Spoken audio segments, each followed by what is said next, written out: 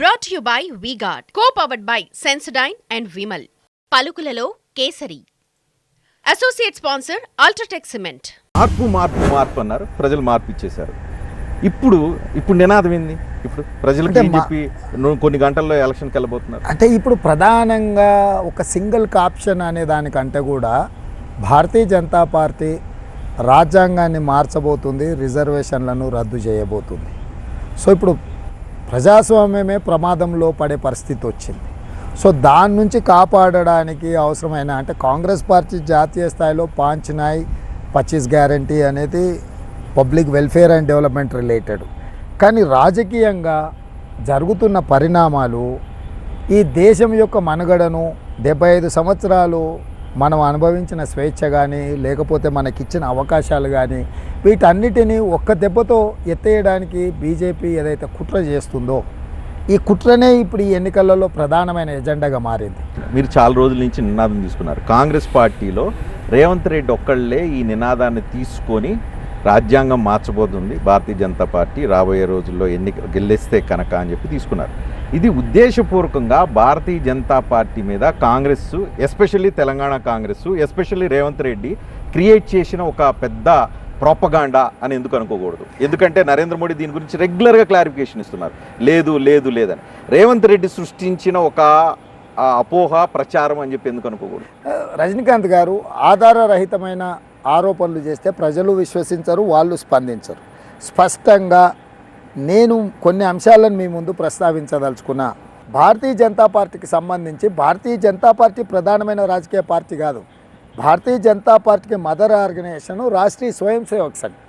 రాష్ట్రీయ స్వయం సేవక్ సంఘ్ యొక్క ఎజెండాను అమలు చేయడానికి రాజకీయపరమైన నిర్ణయాలు, కార్యాచరణ కోసం బీజేపీ, విద్యార్థుల కోసం అఖిల భారతీయ విద్యార్థి పరిషత్తు, కార్మికుల కోసం బీకేఎస్, బిఎంఎస్, రైతుల కోసం బీకేఎస్, హిందువుల కోసం విశ్వ హిందూ పరిషత్తు, అగ్రెసివ్గా రాజకీయ వ్యవహారాలు చేయడానికి బజరంగ్ దళ్, ఇట్లా ఎన్నో ఫ్రంటల్ ఆర్గనైజేషన్ పెట్టుకొని ఒక మదర్ ఆర్గనైజేషన్ కింద రాష్ట్రీయ స్వయం సేవక్ సంఘ్ కార్యాచరణను తీసుకొని ముందుకు వెళ్తుంది.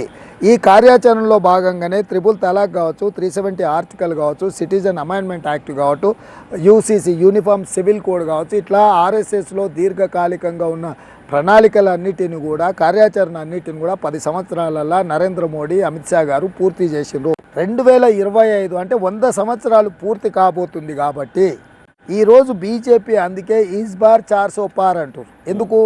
400 సీట్లు వస్తే 2/3 మెజార్టీతోని రాజ్యాంగాన్ని సవరించడానికి అవకాశం ఉంటుంది. 3వ పాయింట్, 50% పైగా రాష్ట్రాలు కూడా ఈ సవరణను ఆమోదించాలి. అందుకే 8 రాష్ట్రాలల్లో ఎన్ని రకాల తప్పుడు చర్యలకు పాల్పడైనా సరే ప్రతిపక్షాలు ఎన్నుకున్న ప్రభుత్వాలను కూలగొట్టి బీజేపీ ప్రభుత్వాలను ఏర్పాటు చేసుకున్నారు. రంగం మొత్తం సిద్ధం చేసుకున్నారు. ఇదొక భాగం. ప్లస్ మండల్ కమిషను 1978 రాష్ట్రపతి గారి ఆదేశాల మీదతో బీపీ మండల్ కమిషన్ వేసారు. వారు ఒక నివేదిక ఇచ్చారు. ఆ నివేదికను 1990లో వీపీ సింగ్ గారు అమలు చేశారు. దాని ప్రకారం 52% బలైన వర్గాల జనాభా ఉన్నది, 27% రిజర్వేషన్లు ఇవ్వాలి అని వారు ఇచ్చారు. ఆ రోజు యాంటీ మండల్ కమిషన్ అనే దాన్ని బీజేపీ, ఆర్ఎస్ఎస్ వాళ్ళు పూర్తి స్థాయిలో ఈ రిజర్వేషన్లను వ్యతిరేకించుకుంటూ పెద్ద ఎత్తున దేశం మొత్తం ఆందోళనలు చేపట్టారు. అప్పుడే అద్వానీ గారు రథయాత్ర చేపట్టారు. మండల్కు వ్యతిరేకంగా కమండల్ అనే కార్యక్రమాన్ని తీసుకొచ్చి ఆ రోజు దేశంలో ఒక ఎమర్జెన్సీ ప్రకటించినంత వాతావరణం దేశం మొత్తంలో వచ్చింది. దాని మీద సుప్రీంకోర్టుకు కూడా వెళ్ళిండ్రు. సుప్రీంకోర్టు ఏమన్నది, Indra Sawhney versus union of India కేసులో రిజర్వేషన్లు ఇవ్వడం కరెక్టే, 15% ఎస్సీలకు ఇచ్చిండ్రు, 8% ఎస్టీలకు ఇచ్చిండ్రు, మిగతా 27%, 50% పరిమితికి లోబడి 27% వరకు రిజర్వేషన్లు ఇవ్వచ్చు అని సుప్రీంకోర్టు జడ్జిమెంట్ ఇచ్చింది. 50% కంటే పైన పెంచాలి అనుకున్నప్పుడు బీసీ జనాభా కులగణన కూడా చేసి ఆ జనాభా ప్రాతిపదికన మీరు రిజర్వేషన్లు పెంచాలని సుప్రీంకోర్టు కేటగారికల్ జడ్జిమెంట్ ఇచ్చింది. 9 మంది న్యాయమూర్తులుగా ఇచ్చింది. మొదటిసారి దేశ ప్రధానమంత్రిగా వారు తెలంగాణ పర్యటనకు వచ్చిండ్రు. తెలంగాణ రాష్ట్ర ముఖ్యమంత్రిగా మొదటిసారి నరేంద్ర మోడీ గారిని అధికారిక కార్యక్రమంలో భాగస్వామ్యం తీసుకున్నాను. నేను అందులో మాట్లాడిన దాన్ని మొత్తం చూడండి. దేశం అనేది యూనియన్ ఆఫ్ స్టేట్ అంటే రాష్ట్రాల సమూహము ఈ భారతదేశము. ఈ రాష్ట్రాల ముఖ్యమంత్రులకు ఈ దేశ ప్రధానమంత్రి బిగ్ బ్రదర్ అంటే హిందీలో బడాబాయ్ అని చెప్పిన. సో ప్రధానమంత్రి అనేవాడు రాష్ట్రాల ముఖ్యమంత్రులను తనతో పాటు అభివృద్ధి పదం వైపు నడిపించడానికి అవసరమైన నిధులు అనుమతులు ఇవ్వాలి. మీరు ఎట్లయితే మీ గుజరాత్ డెవలప్మెంట్ కోసం బుల్లెట్ ట్రైన్ తీసుకెళ్ళినరో, సబర్మతి రివర్ ఫ్రంట్ తీసుకెళ్ళినరో, గిఫ్ట్ సిటీ కట్టుకున్నారో, అట్లనే మా తెలంగాణ, మా హైదరాబాద్ నగరం, ఈ దేశంలో ఉండే 5 మెట్రోపాలిటన్ నగరాలలో హైదరాబాద్ కూడా ఒక మెట్రోపాలిటన్ నగరము.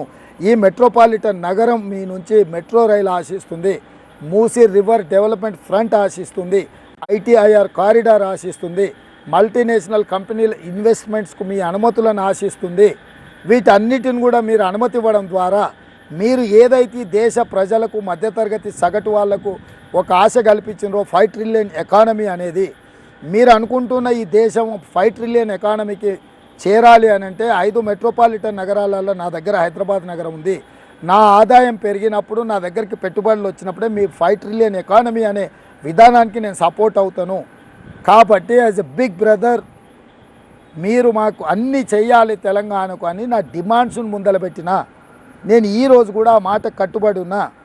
ప్రధానమంత్రి ఎవరు ఉన్నా కుర్చీలో ఈ దేశంలో ఉండే ముఖ్యమంత్రులకు బిగ్ బ్రదరే, బడాబాయినే. ఇప్పుడు కూడా నేను చెప్తున్నాను, నా మాటలో ఎలాంటి శశపిశలు లేవు, లేకపోతే ఆ రోజు అది కాదు ఇది అని నేను బుకాయించే ప్రయత్నం కూడా చేస్తలేను.